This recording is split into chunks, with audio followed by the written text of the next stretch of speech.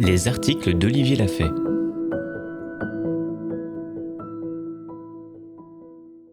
Zone de confort, du 3 mars 2020.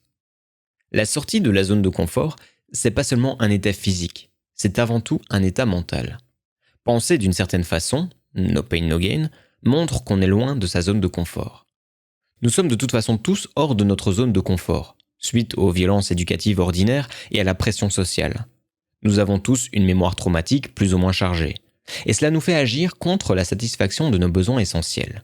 Notre état d'esprit, notre manière de penser l'effort, les relations, la vie, est le signe d'une sortie de la zone de confort. Il faut donc revenir, se rapprocher le plus possible, dans notre zone de confort, car personne n'y est à la base. Cybernetics explique comment. Tout en élargissant celle-ci. Entraînement doux avec nombreuses boucles. Revenir pleinement dans sa zone de confort, c'est rentrer au bercail, comme le dit Bessel van der Kolk, ou retrouver les territoires perdus de sa sensibilité, comme je l'explique. La zone de confort étant la zone de fonctionnement optimale de l'organisme, on sait ce qu'elle devrait être et comment l'élargir sans y être complètement revenu. Penser autrement et agir autrement.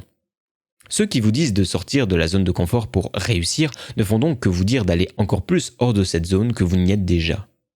Nous avons tous en nous une conception, très animale, de la zone de confort, c'est-à-dire un potentiel plus ou moins réalisé, inné, d'autorégulation qui cherche l'efficience dans un rapport optimal tension-détente et des relations gratifiantes.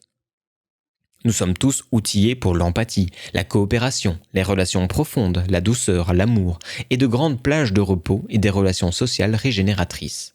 Ceci avec une part bien plus faible de nos investissements énergétiques réservés à la prédation, la compétition, la destruction. Une tension donc minorée autant que possible. Notre société, depuis environ 10 000 ans, produit un rapport inversé et rompt le lien d'amour à la racine entre parents et enfants.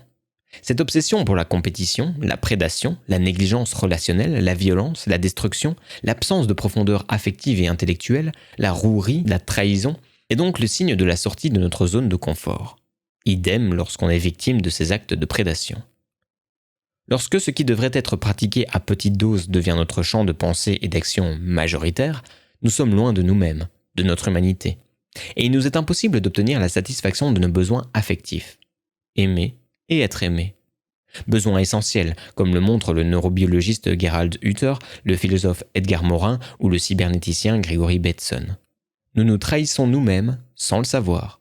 Nous trahissons les autres, produisant une vie vide de sens, des vies vides de sens.